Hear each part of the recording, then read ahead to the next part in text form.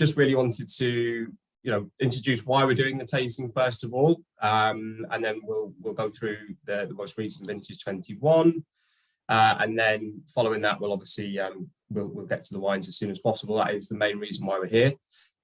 So yeah, in essence, we've been out to Bordeaux very recently. Before that, we were also meeting different chateaux, and everybody was sort of trying to compare the 2021 vintage to something else, to give it a nice sort of a nutshell, if you like, of what we could expect. I think it's fair to say that quite a few struggled to do that. There wasn't a single vintage really that you can compare it to. And certainly when we went out to Bordeaux recently, we found it very difficult to actually pin down a single year. I think there's been lots of comparisons to 2014, 2017. Going further back, we had 2001 and 1996. And that's really the reason why we've chosen 3 of those vintages for us to taste this evening. For me personally, I think 96 is probably the closest of those, having tried a few, and obviously comparing to what we may expect 2021 to become in sort of two and a half decades time. When we went out there, I think one of the things that struck us immediately was how probably wrong all of the early press had been actually.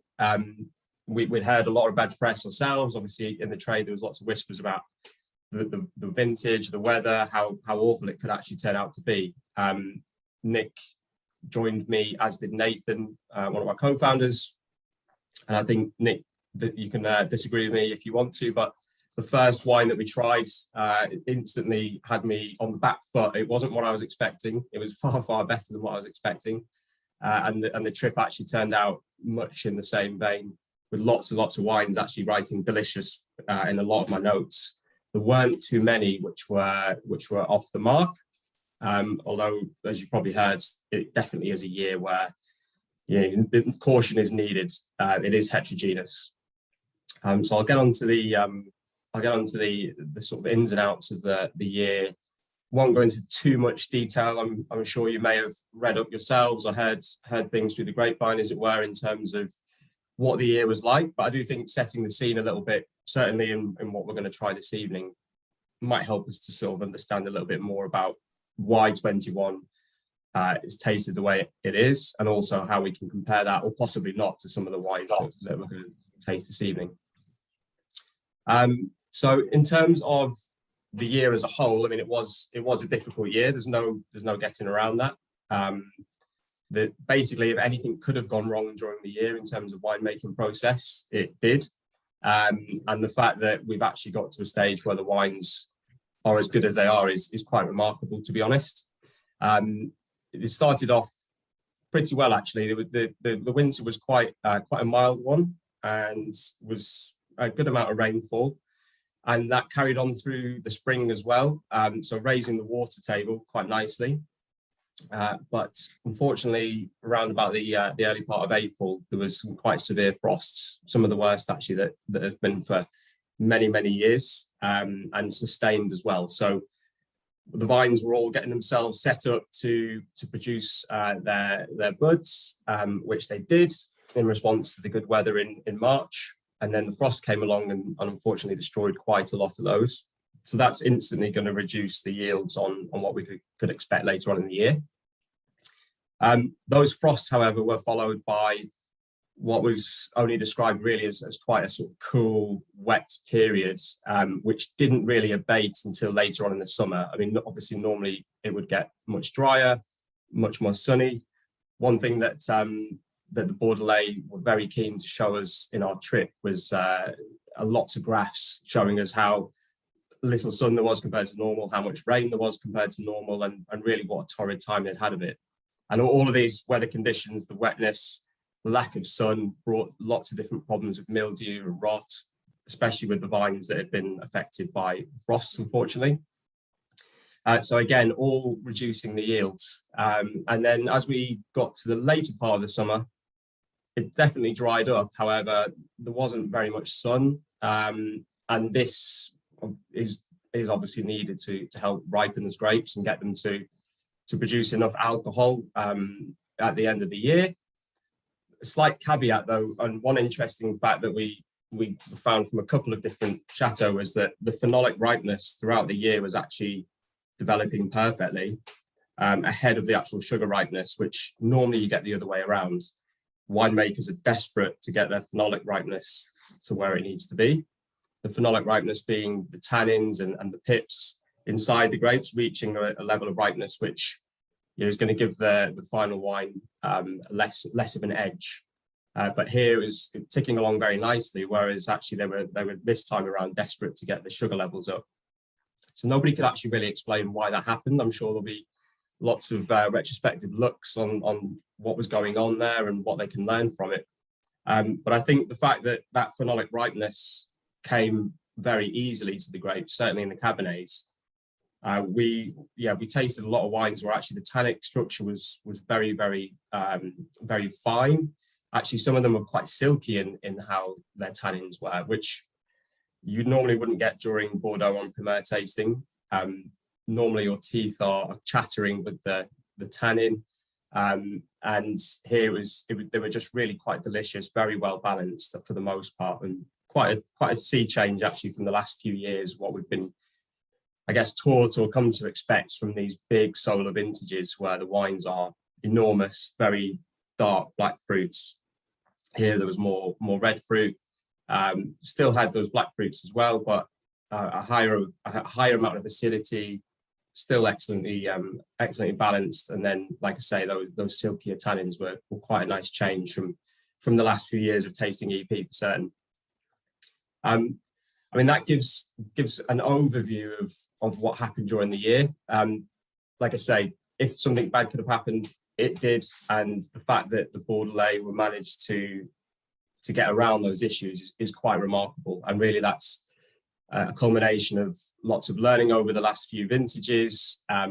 It's an application of technology, and the way that the winemaking has changed as well. I think this return to nature almost, and allowing wines to be made in almost a hands-off, although that's not a good expression, a hands-off approach in the sense of letting the wine speak for itself, not over-extracting, not using gravity and things like that in terms of the pumping over, etc. That meant we didn't get too many tannins once again, and not too much was trying to be forced from the grapes that wasn't actually going to be there. So just allowing the grapes to speak for themselves has really, really produced really quite attractive wines in the end. So, I mean, if anybody's got any questions on any of that at all, then please feel free to ask now, or you can write them in the chat as well if you prefer to, and we can get around to answering those for you. James, the problems that you've set out, yes, was that across both left and right bank, or were there particular issues that affected one side of the river more than the other? And did the vineyards that were closer to the Gironde get away with less frost than the ones further away? Yes, yeah. We found the right bank was certainly more heterogeneous than the left. What happened in Saint-Emilion-Pomerol, there was actually some very severe rain forecast. I think it's forecast for the 2nd of October. And that was right when a lot of the chateau were sort of waiting for their grapes, the Merlot, and especially to actually ripen, was just beyond that. Obviously, the problem, if it rains, the grapes swell and dilutes all the flavors. So many chateaux actually rushed to pick before that 2nd. And then the 2nd came along and the rain didn't come. So those who took a risk, and there were quite a few that we spoke to who did take that risk, meant that they could leave their grapes on the vine longer and to reach that maturity that they needed.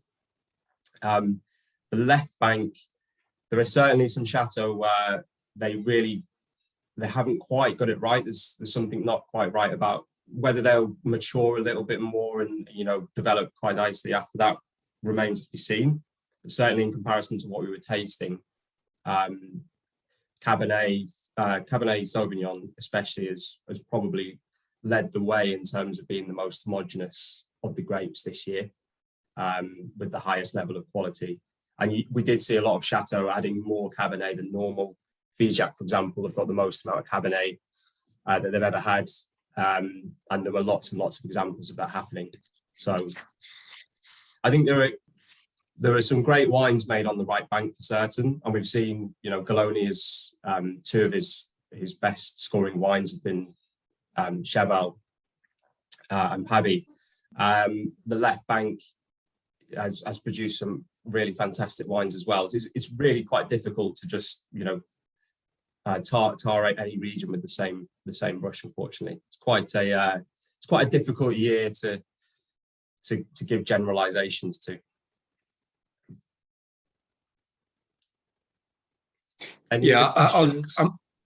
might just add, I mean, the reason why Cabernet seems to be dominant, although no one likes to call it a Cabernet vintage, is that, well, obviously Cabernet ripens later. So it just had that, it was one of the latest harvests they've had for many, many years, sort of finishing off in mid to late October. So because that second stretch of rain didn't come, that Cabernet had a good few weeks to ripen fully. As James mentioned, the phenolic ripeness was perfect. So we do see a lot more Cabernet Sauvignon and Cabernet Franc in the blends. You can't call it, well, there are always exceptions, and places like Margaux did quite well. The Chateau Palmer, which was released today, has a huge slug of Merlot in it. So they'll definitely say that Merlot didn't suffer in this vintage. So it really does depend very much on locality. But yeah, the Cabernet certainly gave a depth to the wines. And if you got it right, it provided complexity and richness and power, even though it's not a solar vintage. It was more of a classic deep intensity rather than a mouth-filling blockbuster with tannins. And going back to tannins, it really was very, very integrated and silky and smooth. And that, I felt, was across the entire region of Bordeaux. There was that sort of beautiful silkiness wherever you went. If the winemakers were worth their salt, then they did a really good job. So a lot of really lovely wines in a very classic style, in a very sort of pure and sophisticated style, rather than the big bold style that we're used to over the last few years. Yeah, it's a really interesting vintage, actually. And like I say, a definite sea change to what we've been used to, but I think quite a welcome change as well. Something a little bit different to what we've experienced over the last 4 years. And sorry, Chris, answer to your question as well. Yes, there were Chateau, the ones that were closest to the river, definitely escaped the frost. Montrose being the standout. We had a tasting shortly before EP started, actually, and they hadn't experienced any frost this time around. And the solution to dealing with the frost problem is obviously can be quite expensive and time laborious. It was quite interesting speaking to a couple of the winemakers that frost is becoming more and more common these days, and the lengths that they're going to try and prevent it from actually happening or affecting the vines in the first place, rather than having to be reactive to it.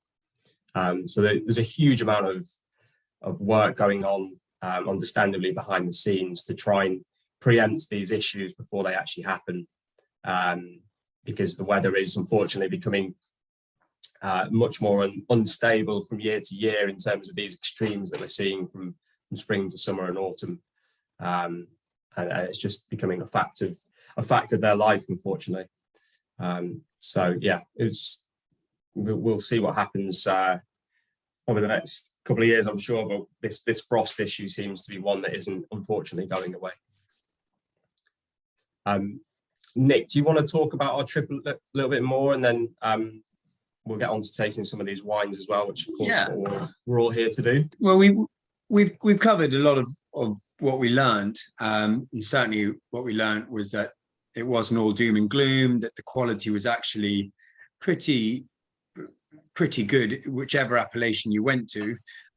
We did it in 3 days, which is probably a day too short, because it was literally from sort of about 8 o'clock in the morning through to about 7 o'clock in the evening, driving around from chateau to chateau. But it was a considerably easier vintage to taste this year. As I said, tannins were very silky. It wasn't intensely concentrated as we've had in the past. So actually quite a lot of the wines were quite expressive, and made it easier to write our notes and make our decisions.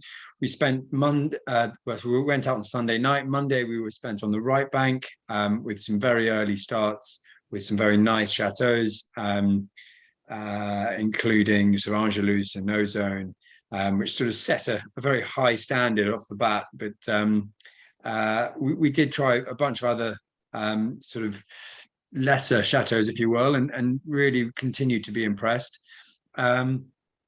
Tuesday, we then decided to take on the northern part of the left bank.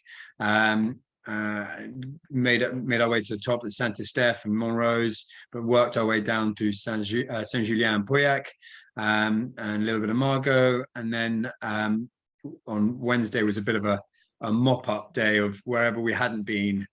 We tried to fit it in, and meet up with as many chateaus as possible. So we did cover all our bases. We tasted,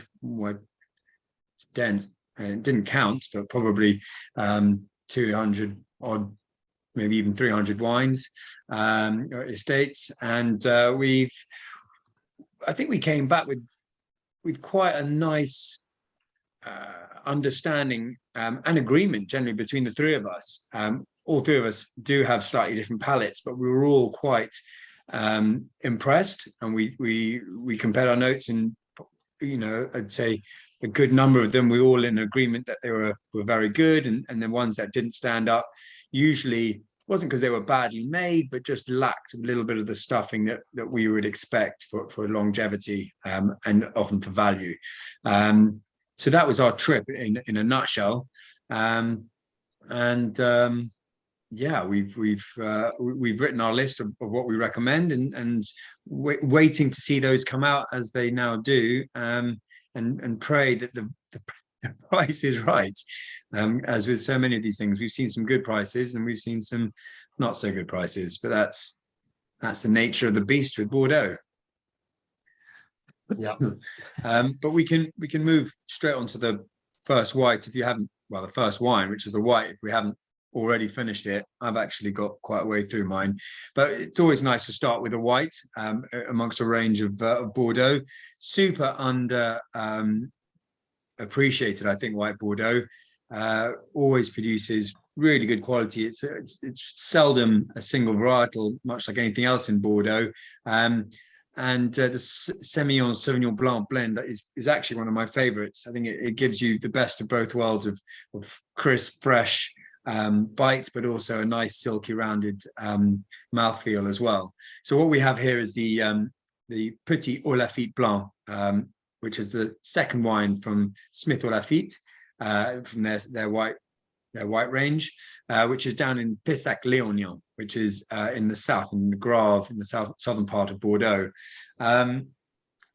Smith Haut Lafite, organic estate, really been making waves over the last 20 years. The quality is just grown year on year, and we've seen that again this year in 2021, which arguably is a white vintage, just because it didn't need the same temperatures to hit their ripeness levels, and phenomenal. But 2018 is a vintage that wasn't cool, but at the same time, if you picked at the right time and if you managed the canopy in the vineyards, you could still produce beautiful freshness in the wine. So you've got lovely tropical aromas coming through, nice lime, citrus aromas as well. It's got quite floral, and then on the palate it sort of just opens out. Lovely freshness, gets the mouth watering, and for an entry level wine, this really is a super approachable, very easy to drink, works on its own, delicious with food. I'm really enjoying this. Actually, it's a wine that I think doesn't get enough recognition. Nick, what are your thoughts? What were the sort of why are we seeing it such a good quality in the whites this year? In the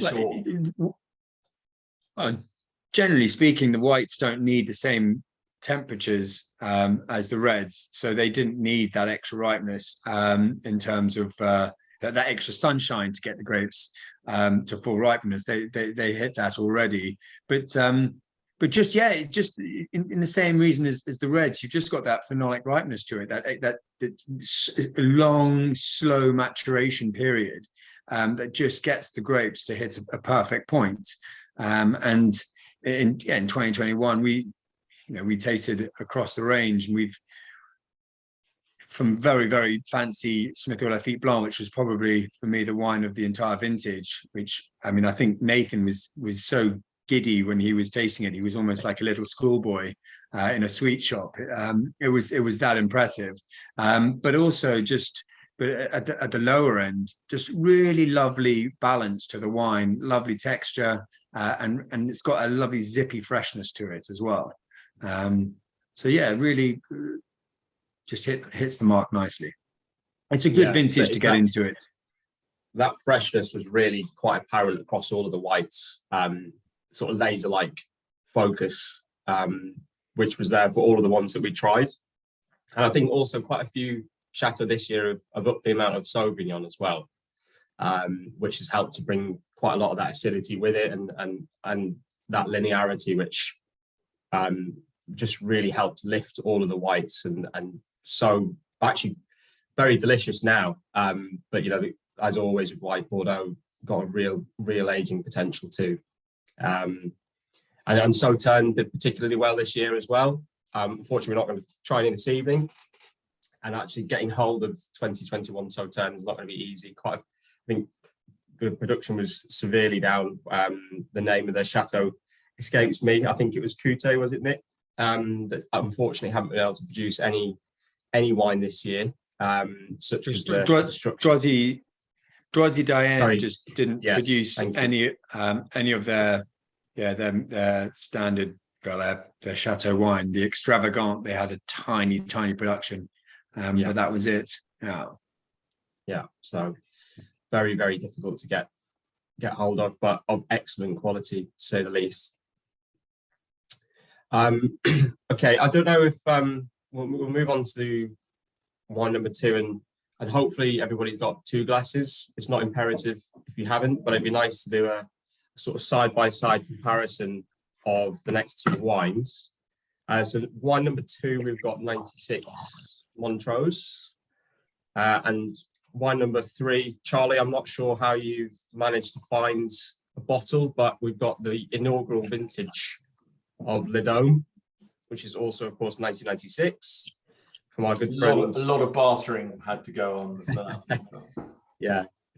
So, yeah, I've smelt them both before we started the tasting. I think it's going to be quite an interesting comparative, just for sure. I mentioned earlier on that 96 for me is probably the closest in terms of for what I believe 2021 might turn out to be. Weather-wise was actually, whilst not similar on paper, actually led to some similar results in the vineyard itself. It was a much hotter year than 2021. Very similar sort of mild winter, and then there was a quite extreme heat wave early on in the spring, which actually led to some uneven flowering, and that's what we saw in 2021 as well. This time, however, brought about by those frosts and the cooler wet weather. And then things dried out quite nicely, but not before a wet July, which again we've seen in 2021. 1996, the hotter weather certainly helped bring the Cabernets to a really nice level of ripeness. Merlot unfortunately suffered, so again some quite similar nuances to what we've seen this time around, although for very different reasons. And I think probably quite important to mention that 96, they made some excellent wines, but really probably brought about by the weather more than anything else. The winemaking style for many chateaux and the technology involved has come on leaps and bounds in the last 25, 26 years. So where the weather really saved the vintage in the end in 96, here is certainly on the winemakers who saved the vintage. All of the work going on in the vineyards and in the cellars. Lots and lots of investment over recent years in the wineries. A lot of the places that we visited actually have now got these new wineries where they can vinify their wines in much smaller vats, and that allows them to vinify plot by plot, and thereby, they don't have to mix. Traditionally, it was in much bigger vats, and it was chuck everything in that was available. Whereas now they can be much more selective and pick the plot by plot for their quality and do a much more granular blending process, and thereby upping the quality in the end as well. So, yeah, first wine here, 96 Montrose. One of my personal favourites. I haven't tried it for quite a few years. I think the last time I had this, it was decanting for about 8 hours, and still the last glass at the end was the best, unfortunately, as is often the case with Montrose. So Montrose is a second growth over in Saint-Estèphe, which is kind of on the northern side of the left bank, as it were. It's a chateau that's very close to the river, or close in Bordeaux terms anyway. I think it's about 800 meters from the river. And as such, they haven't suffered from any frost, as I mentioned, in 2021. They never actually suffer from frost at all. And they kind of sit on a gravelly mound, if you like, with the vines facing in a southeasterly edge position. The soil there is quite a deep gravel clay, which is well suited to Cabernet, and Cabernet Sauvignon and Cabernet Franc normally make up around sort of 75% of the blend from year to year. So I don't know if everybody's managed to try. Yeah, I mean, for me, this is developing really quite nicely, actually. It's got lots of those black fruit characters that they would expect, but certainly on the way to those secondary forest floor, I guess, is the biggest thing for me. And some sweeter spices as well, maybe a little bit of licorice coming through. There's a lot of development, but there's still a lot of freshness in there for 96. It's not tired in any way, shape or form. No, and I think it's that level of ripeness that the Cabernet got to, which is really helping. I mean, Montrose is a very long-lived wine traditionally anyway. Certainly in 96, this has got a very long future ahead of it, I think. The palate is just really, really nicely balanced. Tannins is now starting to resolve quite nicely. They're very fine, I think, and almost reaching like a sort of sweeter stage. What does everybody think of that? Is that something that everyone enjoys? Is it, James, if you try the Dom 96, the tannins in the Dom 96 are more pronounced. They're a lot smoother in the Montrose, I think.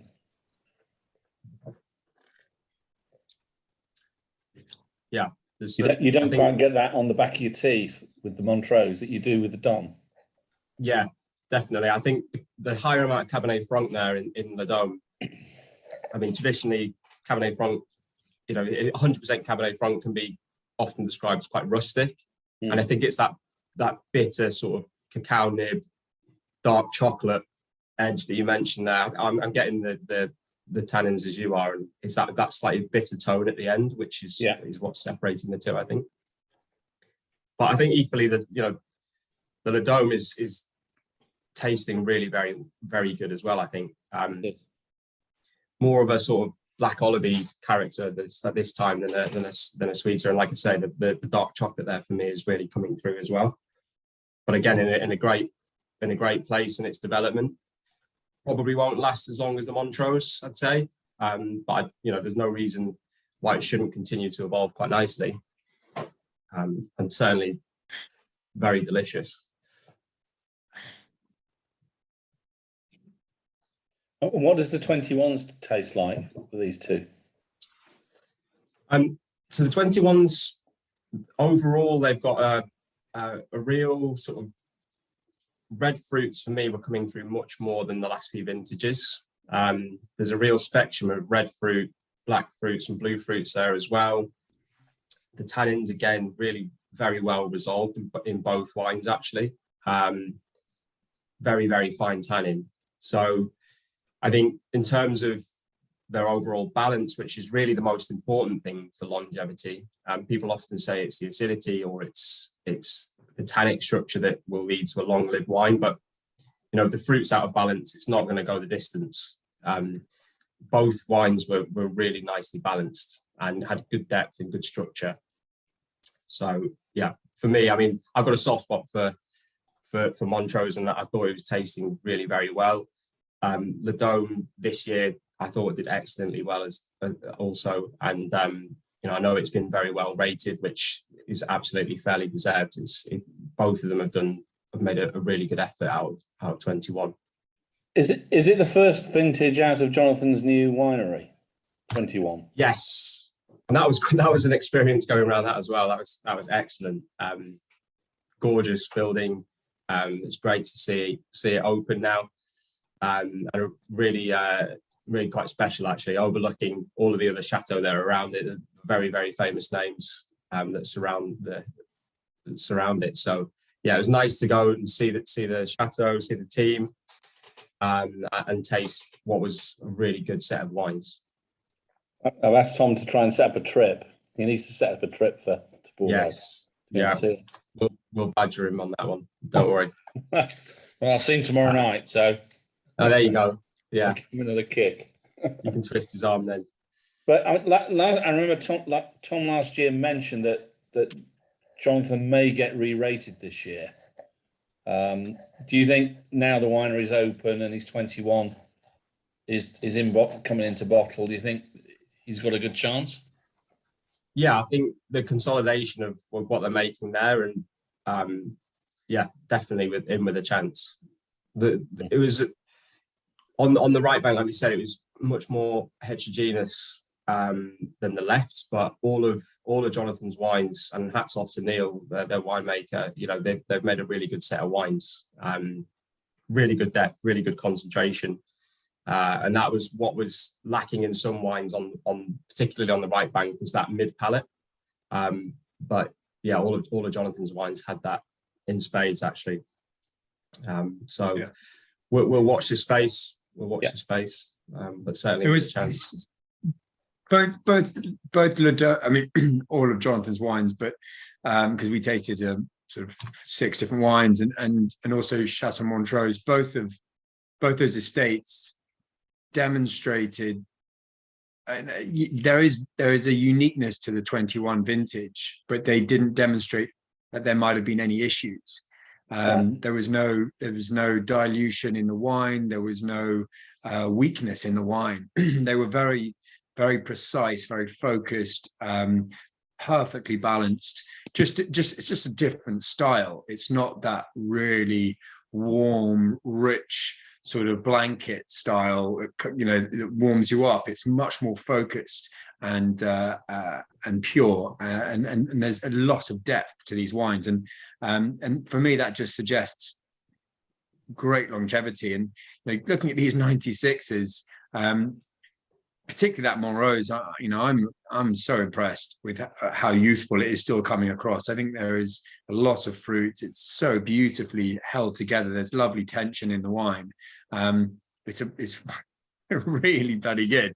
The Le Dôme is a little bit is not quite so precise, but it's still got this lovely richness to it, and power. So they you know, remarkable, really, you know, even in these lesser known vintages, the quality of aging and you know, longevity is just absolutely there. And what a great example here from these two wines. I mean, I find the colour really interesting. I mean, in the glass, these could almost be tawny ports nearly. They've got that tinge about them that you're just like... Yeah.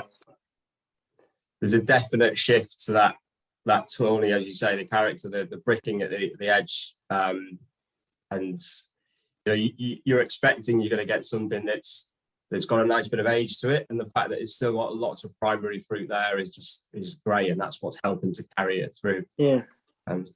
Two really good wines, and quite nice to try what's a Cabernet Sauvignon dominated blend and what's a Cabernet Franc dominated blend as well, side by side. Obviously different banks, but you can see kind of where it's going to get to, I think, in a couple of decades time.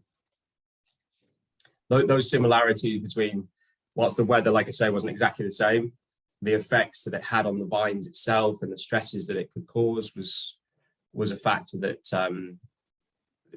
is going to give a similar sort of on paper style, if you like, but really it is that winemaking that's going to be the huge difference between now and back then. I think one thing we didn't mention earlier on as well, which was really quite almost shocking, but also very interesting from a winemaking perspective in 2021, with that wet spring, it did raise that water table. And as the vine ages, it digs further and further down with its root structure to access water. What a lot of Chateau do with their second wine is actually their younger vines that they're constantly replanting the vineyards with, they'll put into their second wine or even their third wine. And they don't have as deep a root structure.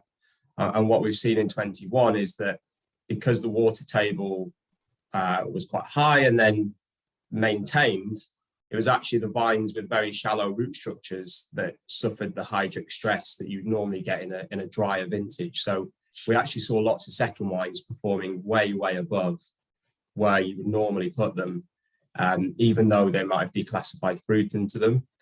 The fruit that was going in from the younger vines especially was really of a very good quality. So there were lots of second wines this year that are really worth keeping an eye on and probably buying into, even if you don't go for the Grand Van. It's worth contemplating those second wines that they're going to have good scores, and actually scores that are very similar to the main wines, and for good reason. So it's quite an interesting caveat that these vintages where there are issues or what might seem to be problems in some instances actually lead to quality gains in others. So it really is quite a fascinating year. Any other questions on those two before we move on to the next set? No? Okay, Nick, I think you're going to take us through wine 4 and 5. Yeah, Charlie, can you let Tom in? He's been knocking on the door for a little while. No, not until he's organised his trip. He's not allowed. It's a bit of an exclusive club. Sorry, Tom. We had to take a vote to see if you're allowed in, and it was a bit like Eurovision. You got Neil Point, but then we kind of had to chip in. There's a little bit of favours, and then finally you got voted in. So well done. Is that token Ukrainian? I think he muted himself. From Sweden. So he's Sweden's got Neil Point, so that's why he's not joining. Tom, to catch you up, we've got through the first 3 wines, and we've discussed the 2021 vintage and our trip. But moving on, we're now going to look at a couple of 2001 wines, Duc du Beaucaillou, which is wine number 4, and Chateau Rosenstein Stagler, which is wine number 5. 2001, again, much like 96 and 2021 was a difficult, unpredictable vintage with patterns of weather being too cool and then being too warm, intense rain and drought. So it was really a little bit all over the place. And it also came out of the shadow. Well, it was very much in the shadow of the fantastic 2000 vintage. So it was sort of discarded as a bit of a vintage that was worth forgetting. And yet over time, the wines have really shown impressive fight back. They've really developed and settled. And after 10 years, there was a very different view on the 2001s, and now 20 years on, many wines are almost outperforming some of their 2000 compatriots. So a really interesting vintage. I got to, we're going to look at Du Cru Caillou now, and I found a really interesting quote from the winemaker at the time, François Xavier Bory, who actually could have been describing the 2021 vintage. He said it's a cool wine, classic, elegant, and long, more intellectual in style, in contrast to a hot one, which would be more massive, exotic, and exuberant, which sort of perfectly matches up the 2020 and the 2021 vintages. So sort of just 20 years earlier, which kind of sets the tone of where we're going to be, certainly with the Du Cru Caillou in 2001 and 2021. So first of all, the estate, Du Cru Caillou, lots and lots of history, second growth, classified in 1855, Saint-Julien, it's right in the heart of the appellation, named after the beautiful stones, the beaux cailloux in the vineyards, but it's very similar to Montrose. It's right up against the Gironde, benefits enormously from the impact that produces. So it sort of stabilizes in vintages which suffer from frost or from extreme heat waves. It just keeps everything much more in balance. And over these years, the style has always been of a much richer, bolder style. When Bruno Bory took over in 2003, he moved away from the more classic and elegant style and went for a bit of a richer, parkerized, for want of a better word, from the 2000s. But that has been evolving, certainly with a lot of investment into modern technology and sort of stepping away a little bit from doing too much to the wines. So just with the 2001, I have been lucky enough to taste a lot of these wines over the years, and actually, but not too many from the 2000s. But seeing how this wine has evolved, reading a number of different critics' notes, and then my own memory, sort of the last 10 years, it's an amazing power of wine that just is always held a huge amount of concentration and linear attack, and this continues to have that. 20 years on, I'm absolutely fascinated by the nose. I find it's really sort of savory. It's got lovely herbal notes to it. It's quite, it's got sort of the Saint-Julien things that I love, which is sort of cedar and graphite as well. But there is just an intensity to it that just, it hasn't weakened at all over these last 20 years. It hasn't got any more dilute. If anything, it's just settled into a really nice rhythm. And I don't think it's, I mean, the fruit has evolved into a much more tertiary character, but in terms of weight, I think it's still got plenty of life in it. A really fascinating wine. And I think we can probably look at how that's going to be matched out in the 2021. We spoke about there being a lot of Cabernet going into the blends. Well, the 2021 is 98% Cabernet Sauvignon, whereas the one in your glass is just 65% Cabernet Sauvignon. So they really went long on that varietal. But it just, from what I remember tasting it last month, it just had that extra power and intensity. Again, proving that it wasn't a dilute vintage 2021. If you managed the conditions, and which were obviously very harsh, you could still produce a very good wine. And I think that you can probably expect something similar to what's happening here with the 2001. I mean, there's an amazing evolution on these the 01s, and although there's a lot of fruit, there's a lot of tertiary notes, and yet it's massively powerful. So you get for me, the 01s are quite mature, but you're not getting a feeling that they're going to go anywhere anytime soon. Yeah, there is that, almost that extra level of maturity, isn't it? Like you say, Charlie, it's actually working really well, and still got a long way to go, I think, as you mentioned. interesting to try them against the 96s. Actually, almost taste like they might be a little bit older, which has probably been brought about by the higher acidity possibly in 96. Really, really good to try them. Yeah, I get a real sort of staying power of sort of like a savory, meaty iodine flavor coming through, which I mean I personally really like in mature claret. I just like that, but there's a real energy as well still within the wine. It's certainly not about to fall off a cliff. No. And then moving on to Roseanne Stagler, which is an estate that has really evolved over the years.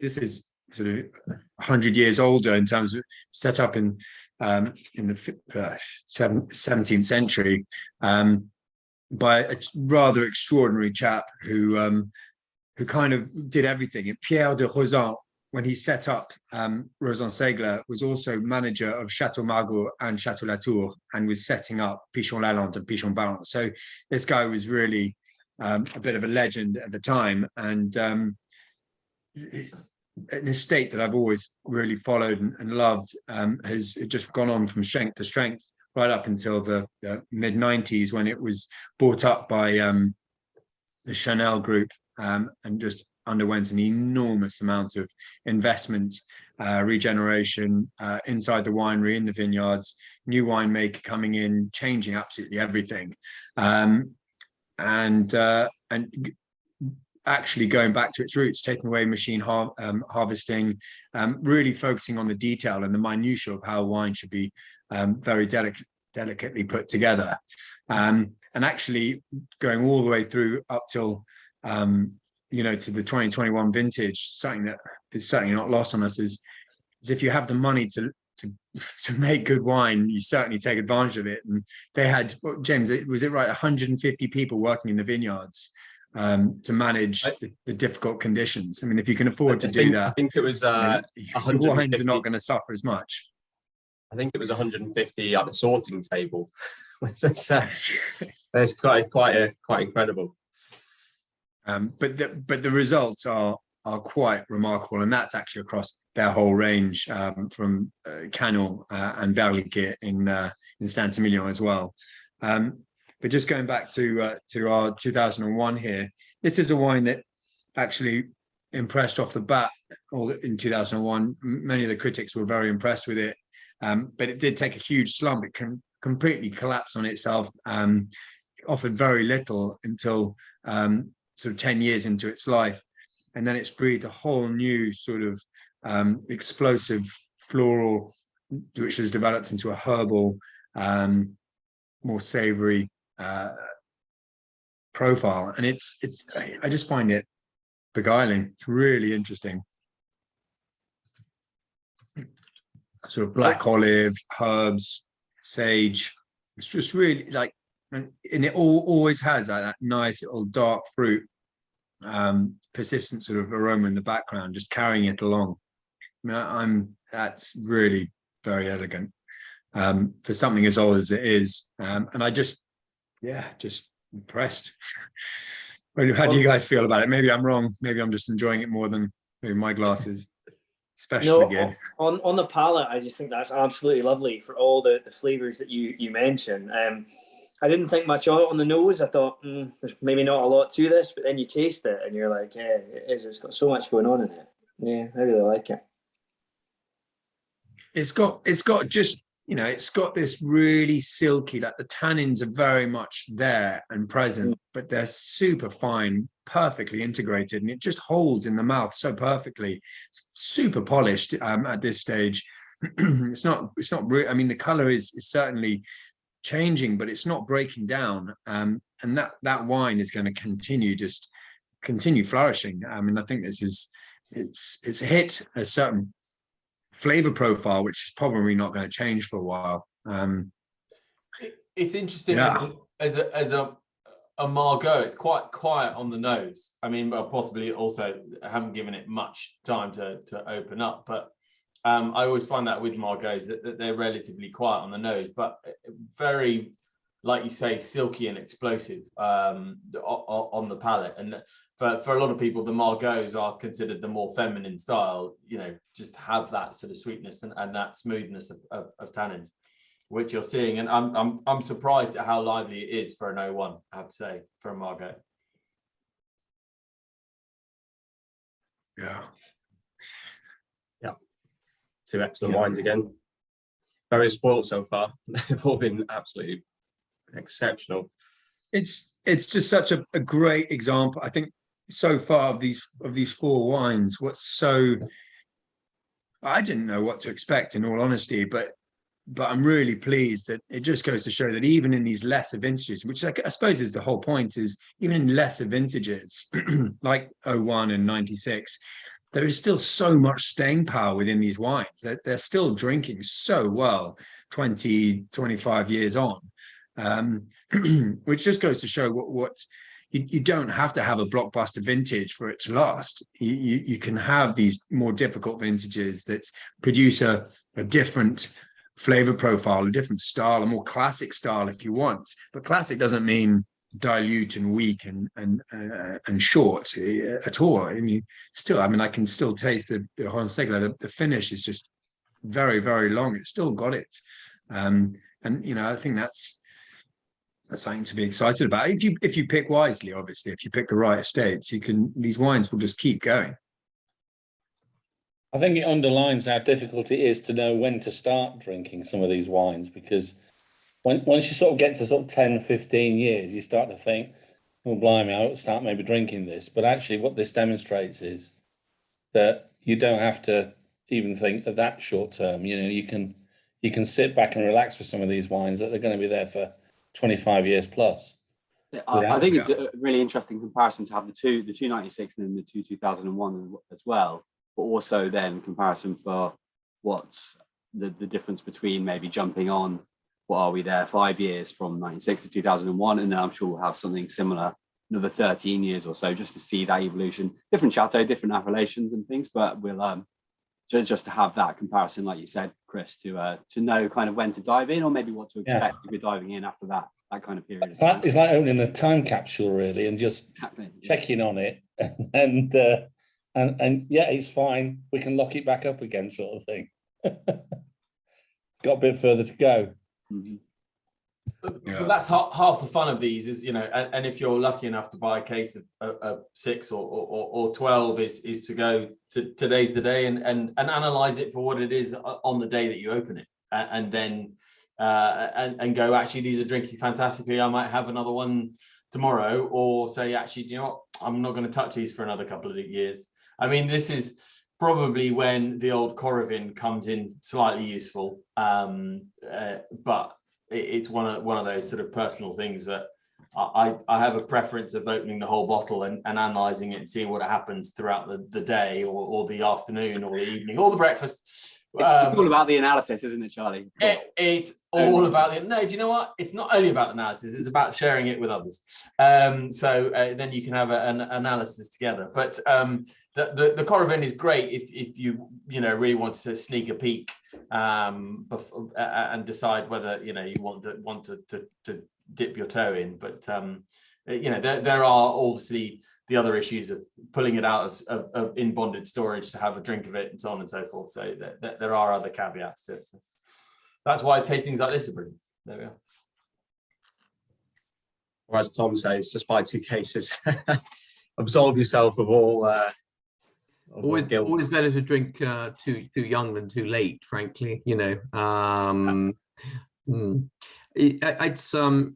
to be very interesting to see how 21 develops, for sure. And I do think 2001 is clearly an interesting comparison. 96, likewise. I must admit, I've been spending a bit of time latterly looking at the sort of in bottle scores of the 2019, and this was a vintage that you'll remember we along with everyone else touted very heavily and are delighted to have plenty of. But I think it's clear they might be going through a slightly dumb phase at the moment, and it certainly led me to be a bit circumspect about barrel tasting scores. It's always, as I'm sure that the guys will attest to, you know, when you're trying to evaluate unfinished wine straight out of barrel, and especially when these are samples which have been prepared specifically for tasters, you are only getting a very, very partial picture of how the wine will develop. And, you know, unquestionably 2001, if you talk to anyone who loves Bordeaux or loves wine, they're very, very pleased to have as many 2001s in their cellar as 2000s, because, you know, the 2000s, with a few exceptions, tend to be not so much plateauing, but you've got everything you're going to get from them and you know where they're going, whereas the 2001s seem to give a lot of surprises and a lot of pleasure. And I think 21 as a vintage is going to do exactly that. I think it's going to evolve in a fascinating way. It's going to give a lot of pleasure for a lot of time. And also, Chris, to your point, I get the impression that you will be able to start tackling your 21s, not all of them, but some of them a little earlier than 20, than 19, than 18, than 16, possibly even 15. So, you know, it's a good vintage to reference for sure. Yeah, that tannin that we've mentioned throughout the evening is really going to help them drink a lot sooner than certainly these big monstrous vintages like we've seen 16 and as Tom mentioned, they're gonna take a long time to come around, whereas 21 should be drinking much sooner and but also, you know, keep evolving very nicely and maintaining that level of deliciousness basically as they keep going through their various stages. I thought Tom only buys double mags for his cellar anyway. He doesn't need to worry about how many crates he buys. Exactly. I don't so much buy them, David, as just drink them when they're offered. It's a big difference, really. But fair enough. Yeah. One thing, and apologies if you've covered this already, but something which is I think a bit of it's quite surprising, and it's interesting to get a sense of what the reason behind it is. But there's certainly been a lot of talk about it being more of a Cabernet's vintage. So Cabernet Franc on the right bank. We've seen a lot of elevated levels of Cabernet Franc on the right bank. And obviously Cabernet, you know, I think you've already mentioned, Nick, that the very, very high, sometimes, you know, highest ever percentages of Cabernet Franc on the left bank, Cabernet Sauvignon on the left bank. But if you look at a release today like Palmer, it's quite interesting seeing the critics almost a bit confounded as well, saying, you know, there's a pretty significant percentage of Merlot, and actually it really helps the blend and has done really well. Then, of course, crossing to the right bank, you know, we have got some great Pomerols which have done remarkably well. I mean, is there a way for the sort of the consumer to without generalizing too much, but to kind of get an idea of you know where the top performing wines are and the sort of top value wines are? In a word, no. It's so rely on us basically. Yeah, exactly. Yeah, Chris asked the question earlier, and it really is very, very difficult this year. You know, Palmer, we asked the question when we were at Palmer, and you know, they said straight out that yes, this shouldn't have as much Merlot, but for our terroir, it worked perfectly, and we saw no reason not to include it.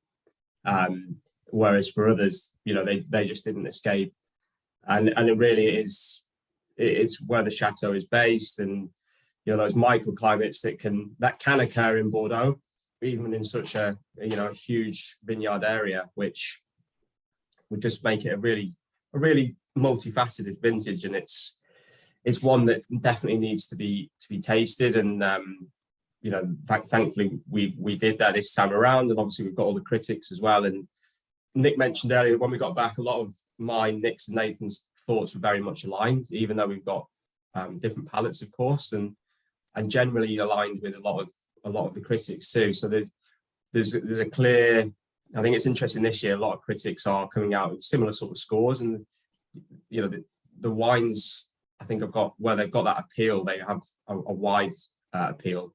Whereas sometimes certain wines can be a little bit more Marmite, in the sense of some critics don't quite get on with them in the same way.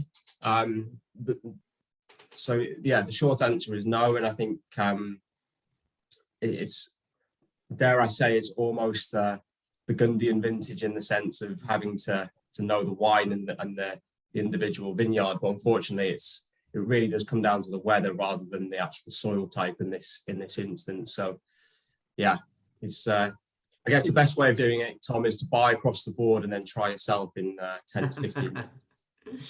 Or perhaps, making the reference to Burgundy as well. We've often said in the past, well, I have, and I think certainly some of the others have too, that but Burgundy, you get tremendous loyalty to certain growers and even certain vineyards from certain growers, and people will buy them habitually. Whereas Bordeaux, it's been a little bit more, people have a look at a score and they just want the 100-pointer, or they just want the one which, and I think that it's good to, I was talking to some clients today who are very keen to continue to build the verticals of the chateaus that they have built up a rapport with over the years. And I think that's increasingly important with Bordeaux, because with the occasional, very rare, thankful example of a bad vintage in Bordeaux, like 13, where it's very hard to find wines which have any balance or give a lot of pleasure. What you're really looking at is different expressions of the terroir, dependent on the vintage, as James says. The soil doesn't change, but the weather does. So, but if you love Pontet Canet, you're still going to love Pontet Canet 21. And I think that's probably an important thing to bear in mind when you're looking at what you might want to put in for this year. Then it's the ideal opportunity to continue to build those verticals, to get to know the chateau better and to see how it expresses itself in very different vintages. It'll certainly be fascinating doing comparisons of 18, 19, 20 and 21, even 17 as well, which is a vintage I rather like. You'll have your favorites, but also there aren't bad wines from the chateaus that you love. They're just different expressions of the vintage. Yeah. Before we forget, we do have a sixth wine which we haven't discussed yet. I have been tasting it as we've been chatting and really enjoying it. It's Chateau Lynch Barge, much more recent, a much younger vintage, 2014, which again, a vintage that sort of slightly gets forgotten because of the sort of the 15 and 16 that followed that were so highly rated and well, obviously more solar. But 2014 was not a great vintage in terms of the weather. It was cooler, quite wet. We did have periods of sort of in June of quite warm, humid weather that created all sorts of havoc with rot in the vineyards, and it was very difficult to manage.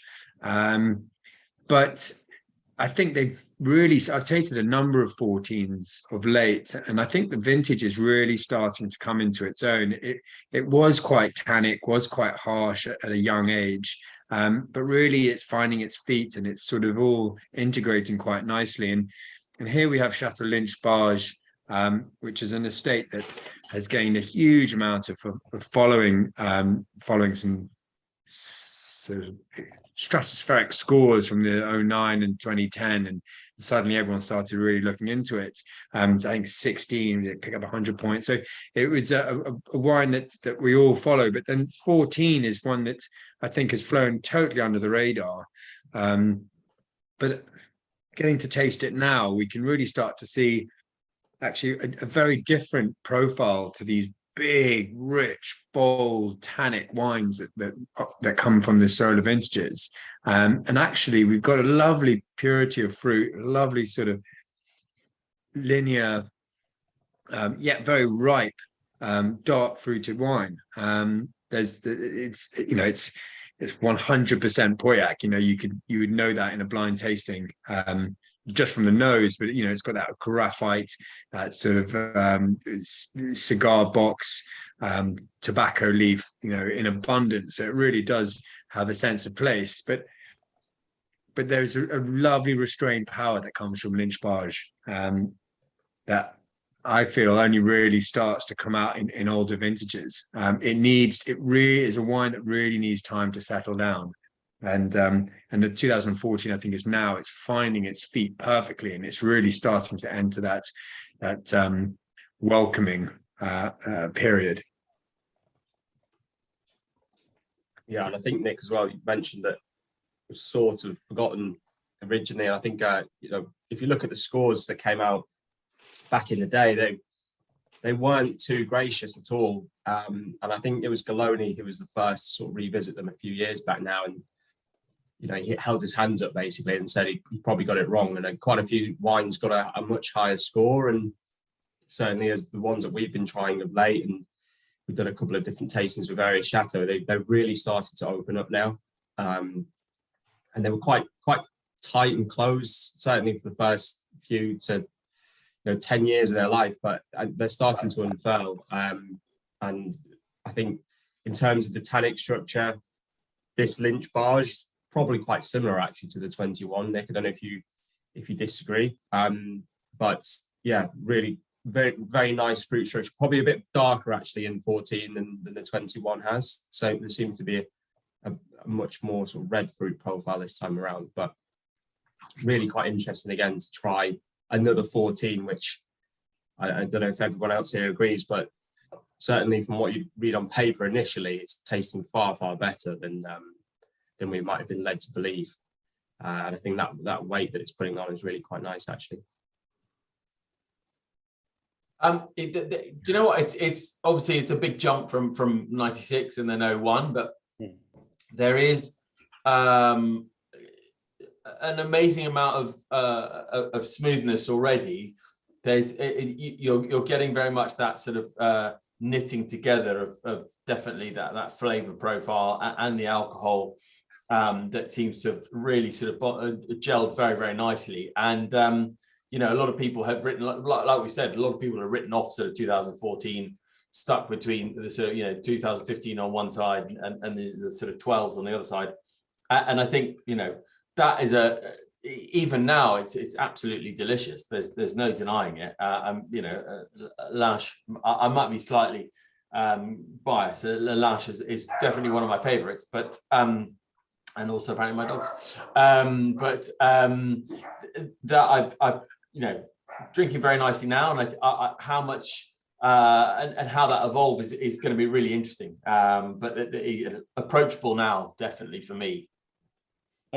Tom, just looking back at my notes from last year, I think Suckling gave this 98, 99 points, if I remember rightly, for the 2020. So I just think it's a fantastic wine. And it's still got years to go, hasn't it?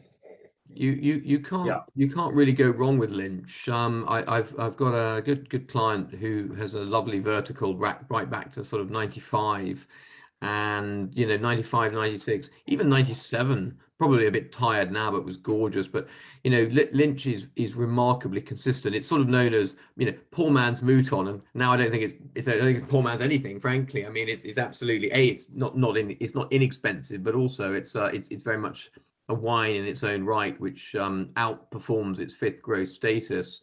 It's a wine which is hugely popular in the UK. It's hugely popular with all of our clients. We all love it. I just popped a little note in the chat there. I was just looking back. James mentioned we did a tasting of Montrose, and we did try the 14 Montrose as well. And once again, if you can make generalizations, then 2015 as a vintage was is and still very well regarded, but it's pretty clear that the top wines from the northern Medoc, from Saint Estèphe, from Pauillac, and even the northern sites in Saint-Julien are as good. And in the case of Montrose, potentially even Lynch, are actually rather better in 14, where the slightly cooler weather allows them to present with greater distinction, with greater precision.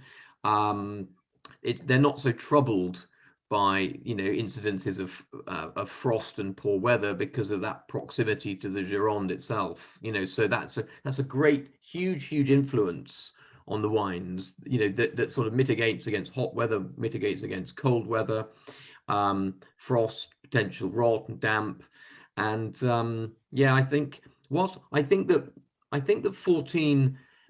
I think the 14 is not as good a vintage as 2021, mainly because the winemaking, even in those fairly, you know, short 7 years or so, keeps evolving.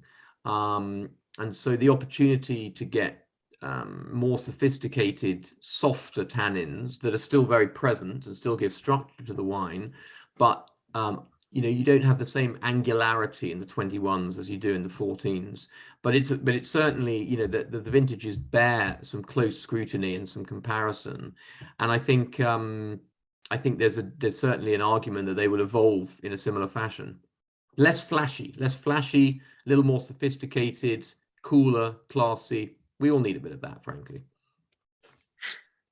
I know I do. I think Roseanne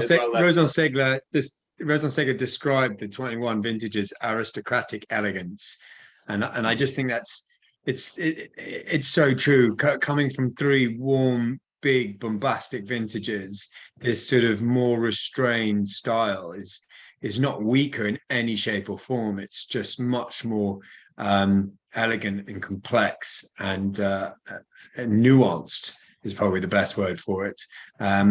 But there is still, if you have to pick correctly, I mean, let's not get ahead of ourselves. Not every single wine was great, but there were many more than we were expecting that just ticked all the boxes. I mean, there were some that disappointed, some that, you know, I think the big problem was the mid palate, which they just couldn't find that depth. But certainly, I mean, for example, the Roseanne Canon Berliquet trio were just sublime.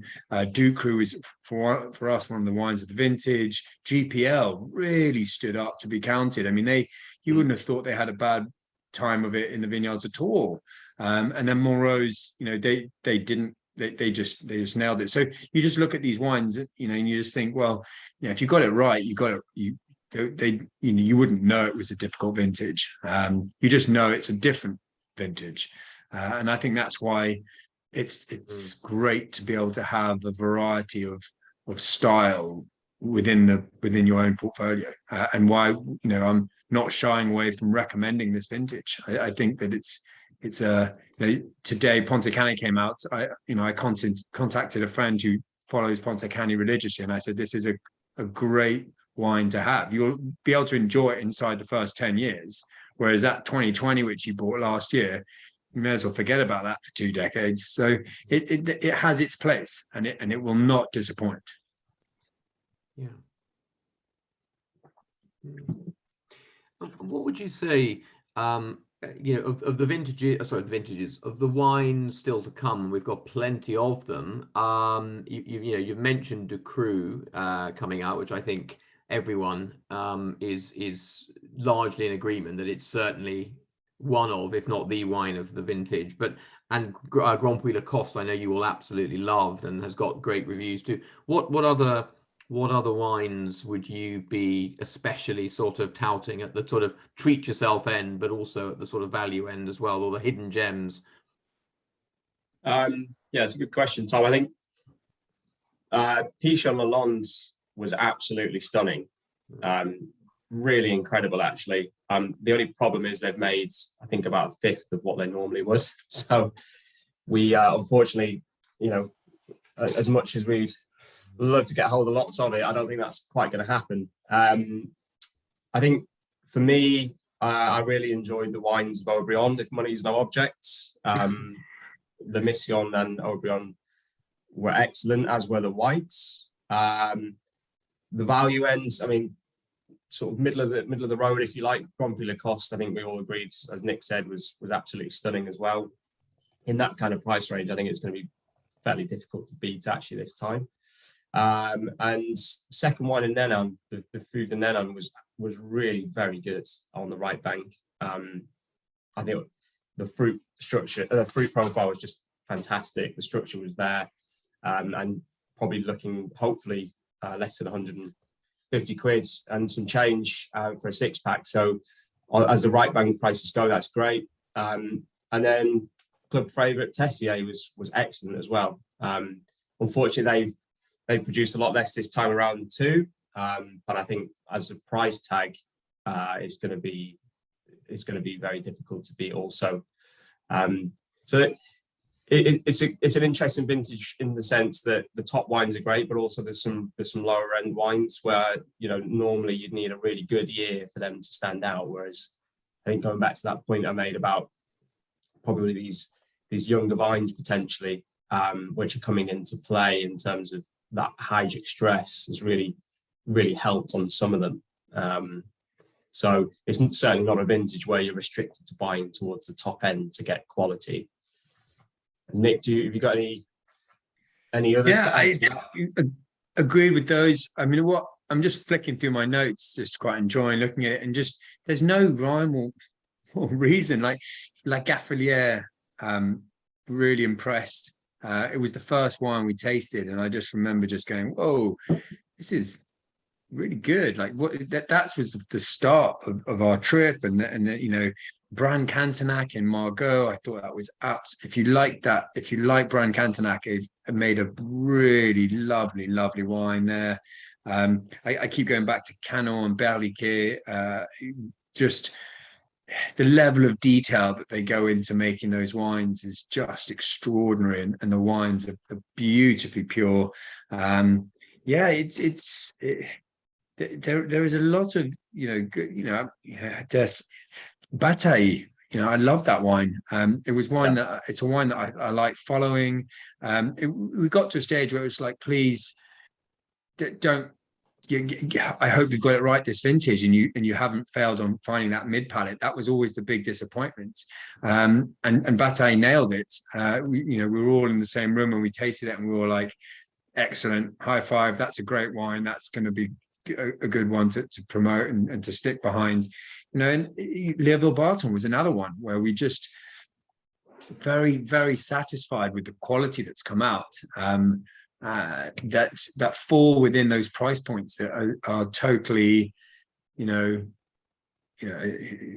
affordable but quality, cru classe.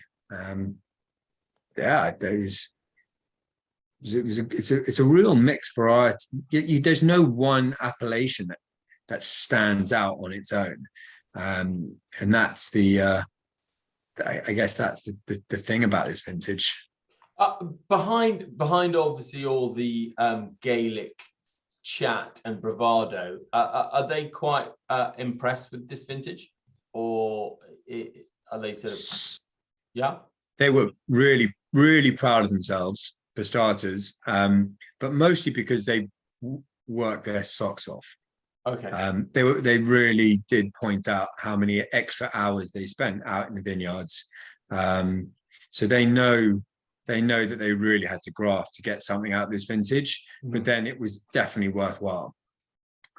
So they've not pretended that it's the vintage of the century, which they usually do. Yeah. But there's a real pride in the wines that they've poured. And it was almost like they didn't feel they needed to talk it up. They sort of sat back and let you taste it. Whereas normally they just, they really just throw out all the chatter. Whereas this time I felt there was a little bit more restraint and just quiet confidence that we were going to enjoy these wines. One I would throw into the mix, having tasted a rather more limited selection, but was my first set of 21s was with Jonathan Malthus in London, and he sent some samples over, and these were the first 21s I tried, and I was frankly amazed. The Le Dôme is absolutely on fire this year, and again, it's clear that this very heightened percentage of Cabernet Franc has really played very well for Jonathan. But unlike Cheval Blanc, who for the first time ever are now more Cabernet Franc than Merlot in 21. The whole point of Le Dome is it's always been 80% Cabernet Franc. So, but what was particularly interesting was that Jane Anson, who you'll know was formerly Decanter's Bordeaux reviewer and has now set up her own website, very much focusing on Bordeaux. She hasn't necessarily been Jonathan's biggest fan in past years, and yet she actually put Le Dome in her top 5 reds of the vintage, alongside Cheval Blanc with the same score, which is pretty telling. And she was probably one of the more conservative, shall we say, in her scoring, although her notes were pretty effusive. But I think that was that for me was a real surprise. And certainly, I'd keep a weather eye on that when that gets released, because that will be a worthy addition to the cellar for sure. And I think you already tried the.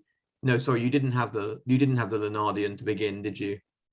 No, we didn't. Okay, but that as a white is absolutely phenomenal.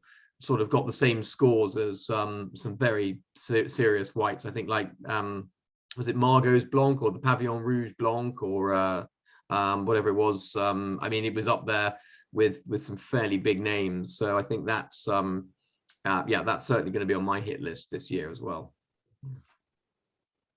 I think as well, Tom, one thing that was mentioned before you joined, but the predicted rainstorm, which has actually just happened where I am, ironically, but the one that was planned for the 2nd, Jonathan actually took the risk, and they didn't start harvesting until the 4th, and finished on the 15th. So they managed to capitalize on that extra week or 2 weeks of ripening.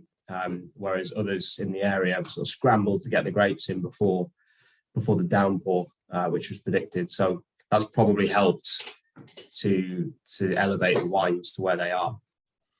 And that's why it's so difficult to put a stamp on certain regions or certain wines, even, because these decisions were taken on the fly, with the best intentions, of course, but they led to very different results. So there is no generalizations, unfortunately.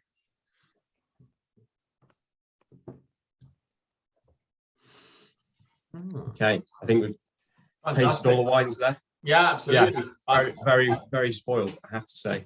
Hopefully, thank you for those who joined us. I know there's quite a few people that unfortunately got caught in the wheel, so they'll be watching this as a recording. But a fascinating lineup, and very, very glad that there was no unhappy surprises. I think they were all quite stunning wines, and each showed what this vintage can hold up to, and a real treat to taste the Montrose and Le Dome 96 for definite. So thank goodness that all came to fruition.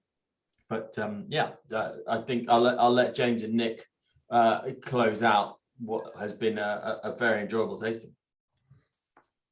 Yeah, thank you, Charlie. I mean, does anybody have any questions before we shoot off? If you do, you want to hang around, then very happy to answer. But yeah, thank you for joining us. I hope you enjoyed the wines, and lots of 21 to look forward to coming, and a little bit of availability left on some of the wines as well. So if you need anything, please shout to any of the team. Hopefully everyone's clued up now, and obviously any more in-depth knowledge that's needed, then Nick and I are certainly on hand to help. Thanks, guys. Cheers, guys. Thank you very much. Take care. Good night, everyone. Cheers. Yeah, cheers, Thanks a guys. lot. Take care.